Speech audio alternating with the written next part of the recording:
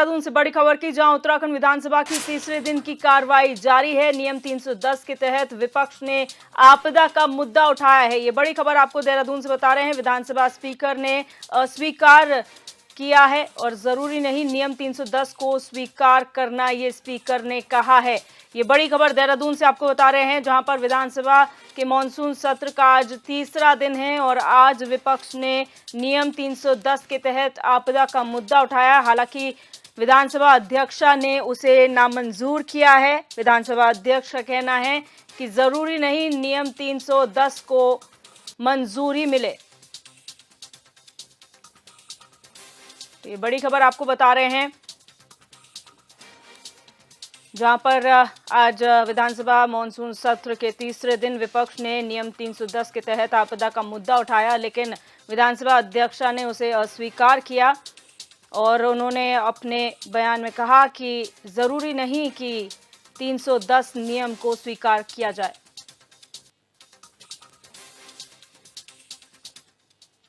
और हमारे संवाददाता अरुण सैनी हमारे साथ फोन लाइन पर जुड़ चुके हैं। अरुण, जानकारी चाहेंगे, नियम 310 के तहत आपदा का जो मुद्दा विपक्ष ने उठाया था, आखिर क्या वजह है कि विधानसभा अध्यक्ष ने उसे अस्वीकार किया? जी तो बिल्कुल देखिए, आज विधानसभा के तीसरे दिन की कार्यवाही लगातार जारी है और ऐसे में विपक्ष ने मांग की विधानसभा अध्यक्ष से कि 310 में आपदा का जो मुद्दा है उसे उस पर चर्चा की जाए, उसे जो है वो विपक्ष ने उठाने का काम किया। लेकिन विधानसभा अध्यक्ष ने कहा कि जरूरी नहीं है कि 310 के तहत जो है वो चर्चा की जाए। तो ऐसे में अब माना यह भी जा रहा है कि जिस तरीके से, क्योंकि शुरू से ही लेकर जब से सत्र की शुरू हुआ तब से उससे पहले से ही जो है लगातार विपक्षी दल सत्र की अवधि को लेकर सवाल खड़े कर रहा है और ऐसा ये भी देखा जा रहा है कि हो सकता है कि सत्र की अवधि, क्योंकि समय इतना नहीं है, आज अनुपूरक बजट पर भी जो है चर्चा होनी है। इसी के साथ साथ जो विधेयक कल टेबल किए गए थे, करीब 8 विधेयक, उन पर भी जो है आज वो भी पारित होने हैं, प्रश्नकाल भी होना है। तो ऐसे में ये भी एक कारण हो सकता है कि विधानसभा अध्यक्ष ने जो है इस पर चर्चा करने के लिए जो है मना कर दिया हो। तो इस तरीके से, लेकिन सत्र की अवधि को लेकर जिस तरीके से सवाल विपक्षी दल लगातार खड़े कर रहा है, विपक्षी दल शुरू से ही ये कह रहा है कि 3 दिन का जो सत्र है उसमें कितना प्रश्नकाल होगा, किस तरीके से मुद्दे जो हटाए जाएंगे। हालांकि कानून व्यवस्था को लेकर जिस तरीके से कल चर्चा हुई, स्वास्थ्य को लेकर चर्चा हुई, शिक्षा को लेकर चर्चा हुई, महिला अपराध को लेकर भी जो है चर्चा हुई और क्षैतिज आरक्षण पर धन्यवाद प्रस्ताव भी रखा गया, उस पर भी जो है धन्यवाद प्रस्ताव दिया गया।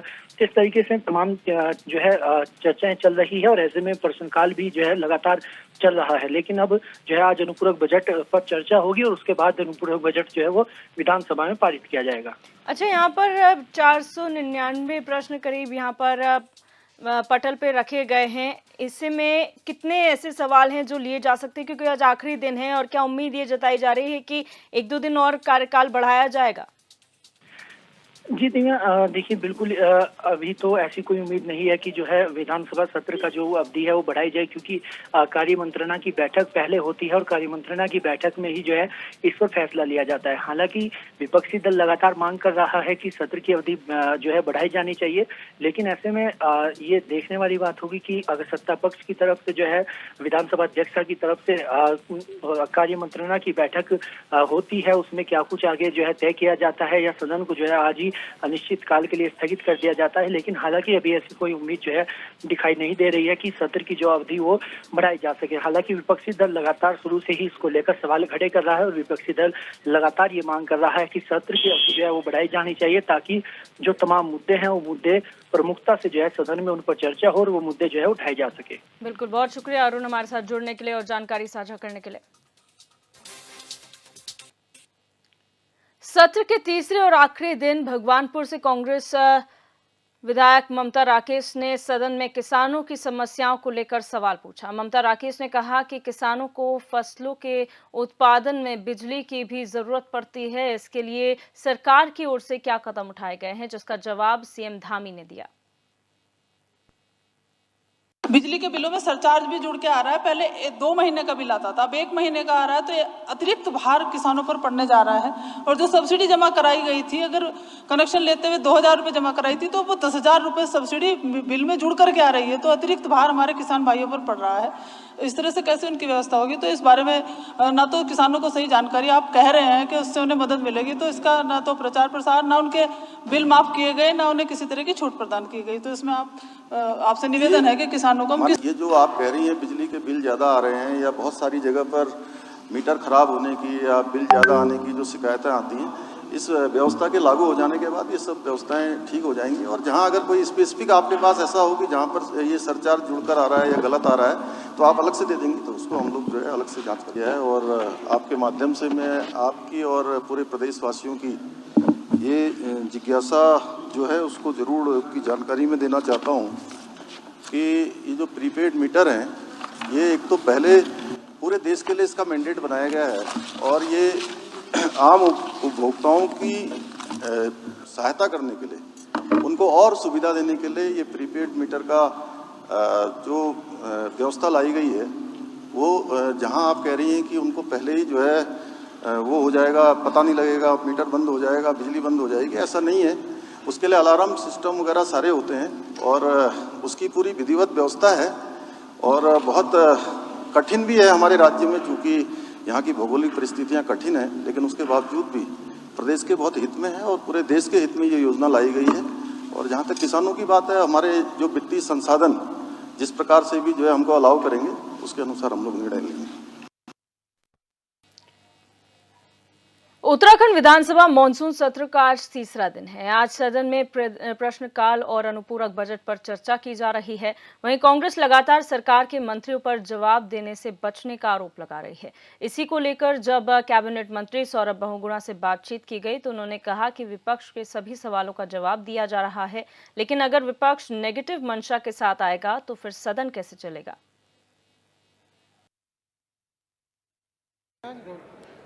विधानसभा सत्र मानसून सत्र का आज तीसरा दिन है। हमारे साथ बातचीत करने के लिए मौजूद है कैबिनेट मंत्री सौरभ बहुगुणा जी। सर, आज विधानसभा सत्र का तीसरा दिन है, आज किस तरीके की कार्यवाही रहनी है और अभी तक जो अनुपूरक बजट आया उसको लेकर क्या?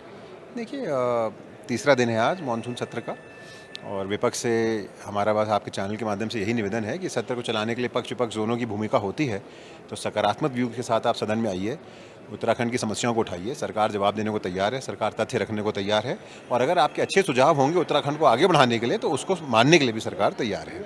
सर, अनुपूरक बजट भी पेश हुआ, आज पारित भी हो जाएगा। अनुपूरक बजट किससे उत्तराखंड को कितना लाभ मिलने वाला है, किस तरीके से लाभ उत्तराखंड? देखिए, अनुपूरक बजट जो है वो माननीय संसदीय कार्य मंत्री जी का और मुख्यमंत्री जी का धन्यवाद करूंगा कि रोजगार को बढ़ाने के लिए, उत्तराखंड में पलायन को रोकने के लिए, मातृशक्ति को सशक्त करने के लिए, स्वास्थ्य और शिक्षा को बेहतर करने के लिए, हमारे पशुपालकों को और हमारे मत्स्य पालकों को, हमारे दुग्ध पालकों के लिए बेहतरी के लिए बहुत अच्छा है कि उन्होंने 5,000 करोड़ का जो सप्लीमेंट्री बजट पेश किया है। ये आने वाले उत्तराखंड की नींव, जो हमारी फ्यूचर है, उसकी नींव रखने का काम करेगा। सर, कल भी जिस तरीके से प्रश्नकाल चल रहा था, सत्र की अवधि को लेकर विपक्षी दल के कई विधायकों ने सवाल उठाए हैं कि 500 प्रश्न किस तरीके से होंगे, जो तमाम मुद्दे हैं, जिस तरीके से मुद्दे हैं वो किस तरीके से उठाए जाएंगे, मंत्रियों के पास जवाब नहीं है, इस तरीके की बातें भी कही गई। देखिए, इस पर बहुत स्पष्ट वक्तव्य कल संसदीय कार्य मंत्री जी ने सदन में दे दिया है और उसमें मुझे बहुत ज़्यादा बोलना नहीं, लेकिन मंत्रियों के जो भी कल आपने देखा, माननीय धन सिंह रावत जी का क्वेश्चन आंसर सेशन था, उन्होंने बहुत स्पष्ट रूप से डिटेल के साथ हर टॉपिक पर उन्होंने अपना वक्तव्य दिया है,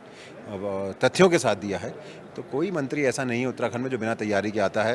अब प्रॉब्लम विपक्ष की क्या है कि आप नेगेटिव माइंडसेट के साथ जब सदन में आएंगे और आप ये मान के जाएंगे कि मुझे कुछ भी सरकार बोल दे, मानना नहीं है, तो उस पर फिर सरकार बहुत ज़्यादा मदद नहीं कर सकती। सर, अंतिम सवाल, जब गैरसैंण में सत्र होता है, गैरसैंण वासी जो हैं या जो लोग गैरसैंण को स्थायी राजधानी बनाने का बात करते हैं, सपना देखते हैं, इस गैरसैंण की स्थायी राजधानी बनाने के लिए क्या सरकार ऐसे कुछ कदम उठाए? देखिए, सरकार ने ग्रीष्मकालीन राजधानी इसको घोषित किया। ये भारतीय जनता पार्टी की सरकार में हुआ। कांग्रेस ने हमेशा गैरसैंण के लोगों के साथ छलावा किया, राजधानी बना, उसको यहाँ पे सब बिल्डिंग बना दी, यहाँ पे कमरे बना दिए, लेकिन कोई घोषणा नहीं हुई। हरीश रावत जी के टाइम पे माननीय त्रिवेंद्र सिंह रावत जी जब मुख्यमंत्री थे उत्तराखंड के, तो उन्होंने यहाँ पर घोषणा करी ग्रीष्मकालीन राजधानी की और मेरे ख्याल से टॉपिक वहीं पे इन लोगों ने बंद कर दिया गया है।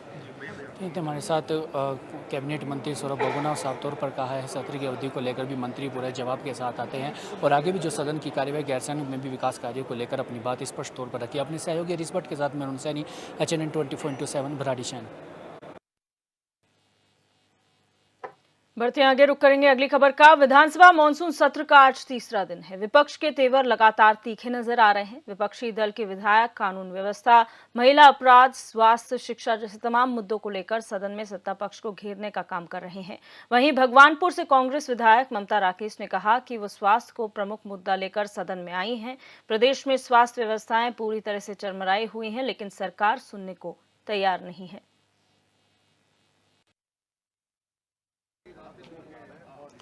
विधानसभा सत्र का आज तीसरा दिन है और इस वक्त हमारे साथ बातचीत करने के लिए भगवानपुर विधायक ममता राकेश जी हैं। मैम, आज तीसरा दिन है, किस तरीके की आप जो है भूमिका रहने वाली है? आज किन मुद्दों पर जो है विचार होगा? देखिए, आपदा को हम नियम 310 के अंतर्गत लेकर के आए हैं। आपदा बड़ा मुद्दा है पूरे प्रदेश में, विशेष रूप से केदारनाथ जी में, टिहरी में, पर्वतीय क्षेत्रों में आपदा आई हुई है। बादल फटने की वजह से और अन्य वजह से, आपदा की वजह से आम जनमानस का जीवन अस्त व्यस्त हो गया है और बहुत अधिक कठिनाइयों का सामना उन्हें करना पड़ रहा है। लेकिन जो सरकार को मदद करनी चाहिए थी, वो पर्याप्त मदद सरकार नहीं कर पा रही है। इसके अलावा मैदानी क्षेत्रों में भी पिछले वर्ष आई भयंकर बरसात के कारण जो हमारे पुलिया टूट गए थे, जो सड़कें टूट गई थी, उनकी मरम्मत भी आज तक नहीं हो पाई है। वो कार्य भी अधूरे पड़े हैं। एक आपदा तो ईश्वर के द्वारा दी हुई होती है और दूसरी आपदा होती है मानव जनित, अधिकारियों के द्वारा दी हुई होती है। इस तरह से मेरी विधानसभा में बेड़े की सैदाबाद गांव है। इसके अलावा और बहुत से गांव हैं जहां पर ना तो तालाबों की सफाई हुई है, तालाबों के पास अतिक्रमण किया हुआ है लोगों ने, जिसकी वजह से कुछ विशेष जगह पर जल भराव हो रखा है और उनकी वजह से लोगों को कठिनाइयों का सामना करना पड़ रहा है। तो अधिकारी अतिक्रमण मुक्त कराते हुए तालाब को उसकी पैमाइश करें और वहाँ पर जल निकासी की व्यवस्था कराएं, जल भराव की समस्या से निदान दिलाएं। इसी तरह से आरटी के तहत हमारे बच्चे कक्षा 8 तक निःशुल्क शिक्षा प्राप्त करते हैं, तो हमने ये प्रस्ताव आज रखा है कि कक्षा 12 तक उन बच्चों को शिक्षा के अधिकार के तहत निःशुल्क शिक्षा प्रदान की जाए। इसी तरह से भ्रष्टाचार बड़ा मुद्दा है। सरकारी विभागों में चाहे जल जीवन मिशन हो, PWD हो या अन्य विभाग हो, सभी में भ्रष्टाचार की जड़ें बहुत गहरी होती जा रही है और सरकार आंख और कान मूंदे हुए बैठी है। सरकार उन पर कोई कार्रवाई नहीं कर रही है। आपके क्षेत्र के ऐसे कौन से मुद्दे हैं जो आप लेकर आए हैं, अपने पर्सनल लगाए हैं, अपने क्षेत्र से जुड़े हुए आपकी विधानसभा में?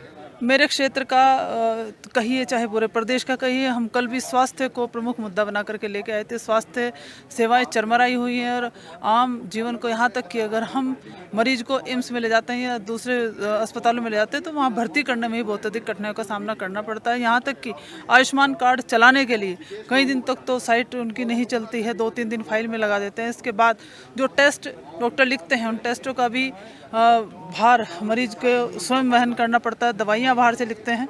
तो बहुत सारी दिक्कतें हैं। इसी तरह से दंत चिकित्सा में आई कि हमारे आंखों के लेंस अगर लगते हैं गोल्डन कार्ड के तहत, उनका लाभ नहीं मिल पा रहा है। तो ऐसे बहुत सारे मुद्दे हैं। हमारी महिलाओं को, बेटियों के साथ जिस तरह की घटनाएं हो रही हैं, वो भी बड़ी चिंता का विषय है। तो ये प्रमुख मुद्दे हैं जिनको हम सदन में लाने का कार्य कर रहे हैं। आपकी विधानसभा, जिस विधानसभा का प्रतिनिधित्व करती हैं, वो किसान बहुल क्षेत्र है, गन्ना बहुल क्षेत्र है। किसानों के लिए ऐसी कौन सी मांग आप करने यहाँ से जा रहे हैं जिससे किसानों को आने वाले समय में उसका लाभ मिल सके? देखिए, प्रमुख मुद्दा तो हमारे यहाँ है कि हमारे यहाँ 2018-19 का किसानों का इकबालपुर शुगर मिल का भुगतान नहीं हुआ है और उसके बाद सरकार विद्युत प्रीपेड मीटर लगाने का कार्य कर रही है, जिसका विरोध हमारे यहाँ हुआ है। हमारे यहाँ किसानों का भुगतान तो नहीं हुआ, लेकिन उसके बाद प्रीपेड मीटर लगेंगे तो किस तरह से किसान बिजली खर्च कर पाएंगे, कैसे अपनी खेती कर पाएंगे। तो बड़ा मुद्दा है। हम प्रीपेड मीटर लगाने का विरोध करते हैं और चाहते हैं कि किसानों को सरकार निःशुल्क बिजली दे, हमारे नलकूप भाइयों को, जिससे कि सिंचाई करने में अपनी खेती के लिए बहुत अधिक सुविधाएं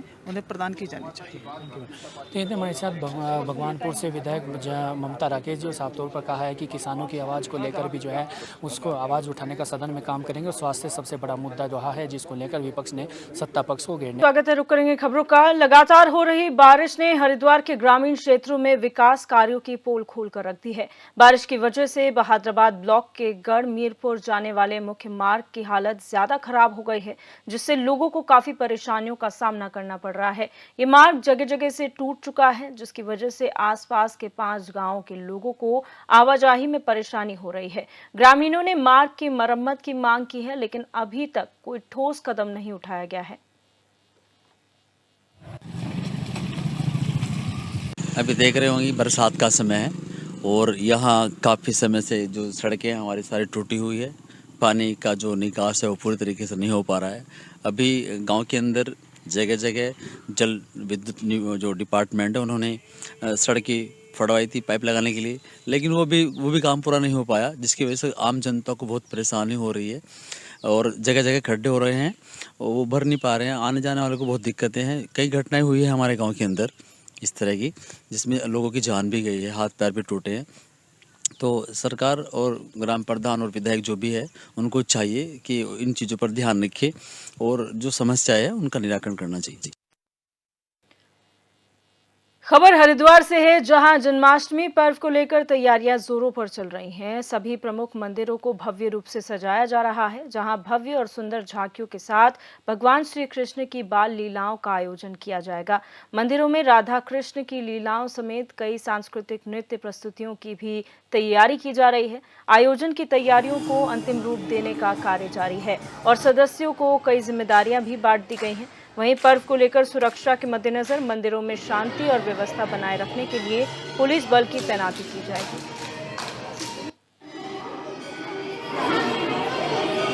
श्री कृष्ण जन्माष्टमी का जो है पर्व विशेष तौर पे जो है हमारे सनातन धर्म में जो है मनाया जाता है। और जो तैयारी है, हमारी कमेटी के मेंबर, जो विशेष मंदिर समिति की जो सदस्य हैं, सभी लोग जो है जोरों से लगे हुए हैं। और भगवान का जो श्रृंगार होगा, जो सुबह जो गर्भावास पूजा होगा और फिर रात्रि में जो जन्मोत्सव के समय जो है भगवान का स्नान पूजन आदि जो होगा, पंचामृत का स्नान होगा। उससे पूर्व जो है बच्चों का सांस्कृतिक कार्यक्रम जहाँ पूरे जोरों और शोरों के साथ जो है तैयारी चल रही है। बच्चों का भी जो है बहुत अच्छा से जो है कार्यक्रम रहता है। इसमें जो है काफी लोगों में जो काफी संख्या में जो है वो लोग जो है यहाँ दर्शन के लिए आते हैं। हमारे यहाँ प्रोग्राम, यहाँ सांस्कृतिक कार्यक्रम होते रहते हैं और यहाँ पर काफी टाइम मतलब 1.5 महीने पहले से स्टार्टिंग हो जाती है। बच्चे आते हैं बहुत सारे, मतलब 150 ग्रुप से ऊपर बच्चों में होते हैं। उसके बाद यह है कि यहाँ पर अलग अलग तरीके के गाने, मनोरंजन का प्रोग्राम होता है जो कृष्ण भगवान से ही रिलेटेड होता है, मतलब इसके अलावा किसी और भगवान से नहीं है। कृष्ण भगवान जन्माष्टमी के रूप में जो हमारा इतना अच्छा पर्व मनाया जाता है, वो इसी के अकॉर्डिंग किया जाता है। इस बार जन्माष्टमी में खास ये रहने वाला है कि बच्चे हर बार अलग अलग तरीके के एक्ट लेके आते हैं, डांस लेके आते हैं और हर बार कुछ नया होता है। बढ़ते आगे रुक करेंगे उत्तर प्रदेश के अमेठी से बड़ी खबर का, जहां नव युवकों को असलहे के साथ फोटो खिंचाने का शौक चढ़ा हुआ है। अवैध असलहे के साथ लड़कों का फोटो भी वायरल हो रहा है। वायरल नवयुवकों ने फोटो सोशल मीडिया पर वायरल किया है और वायरल फोटो में अवैध असलहे के साथ नवयुवक नजर आ रहे हैं। अमेठी तहसील के भीमी गांव के ये युवक बताए जा रहे हैं। तो तस्वीरों में आप देख सकते हैं, ये युवक हैं जो असलहों के साथ फोटो खिंचा रहे हैं। ये नया शौक जो है युवाओं में काफ़ी प्रचलित हो रहा है। अवैध असलहों के साथ फोटो खिंचाना यहाँ पर पसंद आ रहा है युवकों को और अवैध असलहों के साथ लड़कों ने फोटो भी वायरल की है। सोशल मीडिया पर ये फोटो जो है वो वायरल हो रही है।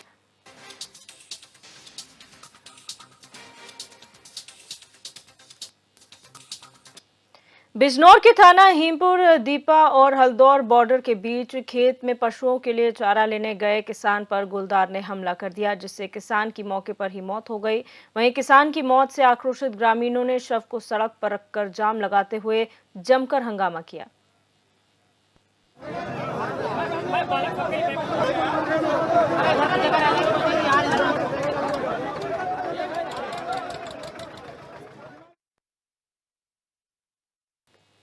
खबर गाजीपुर से है, जहां बांग्लादेश में हिंदुओं पर अत्याचार के खिलाफ हिंदूवादी संगठनों ने जुलूस निकालकर प्रदर्शन किया, जिसमें विश्व हिंदू परिषद, बजरंग दल समेत कई संगठन शामिल रहे।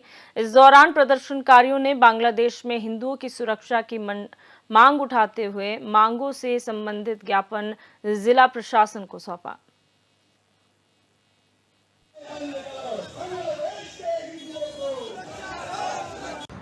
हिंदुओं का नरसंहार हो रहा है, बलात्कार हो रहा है, उसके खिलाफ एक रैली निकली थी हिंदू रक्षा समिति के बैनर तले। इसमें कि सभी हिंदू संगठन विश्व हिंदू परिषद के नेतृत्व में ही आज निकाले थे और राष्ट्रपति को ज्ञापन डीएम महोदय के माध्यम से दिया गया है। उस ज्ञापन के बाद आज आपके बीच में हम पत्रकार वार्ता के लिए उपस्थित हैं। क्या प्रमुख मांगे थे ज्ञापन के माध्यम से?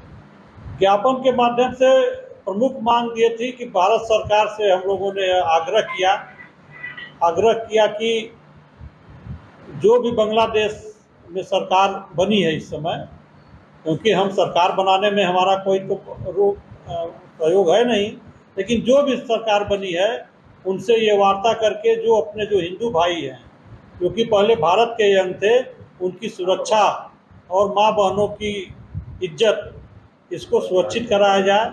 ये मुरादाबाद के कटघर इलाके में मामूली बात को लेकर दबंग युवकों ने जमकर मारपीट की। अब मारपीट का वीडियो सोशल मीडिया पर वायरल हो रहा है। वीडियो में व्यक्ति ने पड़ोसियों को लात, घूंसों और बेल्ट से जमकर पीट दिया, साथ ही पथराव करके घर में लगे शीशों को भी तोड़ दिया। आपको बता दें कि वारदात 18 अगस्त की बताई जा रही है। वहीं मामले की सूचना मिलते ही पहुंची पुलिस ने आरोपी को हिरासत में ले लिया है और आगे की जाँच पड़ताल शुरू कर दी है।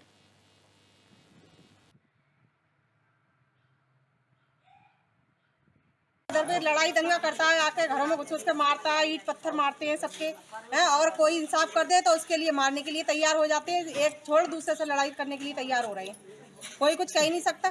सौरभ के पापा ने वो कह रहे तमंचा निकाल के लेके आए, गोली में तमंचा मारेंगे। ये है 18 तारीख की।